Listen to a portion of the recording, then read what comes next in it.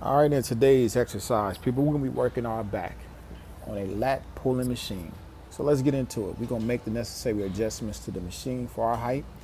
We're gonna adjust this midsection right here for our arm length to make sure that we get a really good stretch on the back. You wanna make sure this stretches you out. You don't wanna be too close.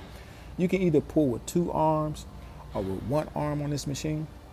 It's whatever your preference. I prefer pulling with one arm because it helps with a better mind muscle connection for me, and it helps with the symmetry as far as like making sure each part of your back is, even, because your right arm might be stronger than your left and vice versa. But whenever we're doing this exercise, we always want to start off with a warm-up set with nice, good technique, warm up the muscles. And once we're done warming up, we're going to take a quick break to get ready for our working sets, which we're going to be training to failure between 8 to 12 reps, meaning that if you can't get 8 reps, it was too heavy. If you get more than 12 reps, it was too light, and you're going to fail in between there. So in this next set, I'm going to show you what not to do when training to failure. So everything is set. I'm ready to go. First rep is looking good, good technique. Second rep is looking good. As you go along with this, it's going to get tougher and harder each rep as you get to failure. And as you see, I'm getting close to failure here.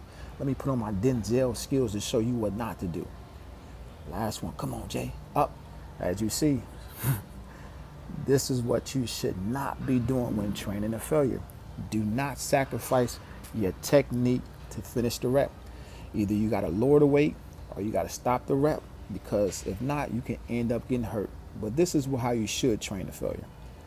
As you see, as I'm getting closer to failure, the reps are getting hard, but my technique is still looking good.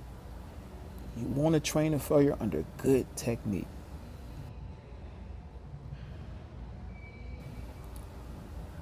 And there, bam, that was a good rep. After I'm done, I'm going to take a 2 to 3 minute break. I get out my phone, set my timer for that, and I get out my notes. I check the weight I did. I check the exercise I'm doing. I remember how many reps I'm doing, because at the end of the day, in order for the muscles to grow, we have to progressively overload the muscle in order for it to grow. And we can do that by coming in, seeing what we did the last session. We can add more weight, add more reps, slow down a rep to be more technical, or add another set to really progressively overload the weight so it can grow. That's how we're going to grow the muscle. Once the 2 minutes are up, you go back and you do another good working set, and you continue to do that. Well, people, I appreciate you watching. I'll see you guys on the next episode. Peace.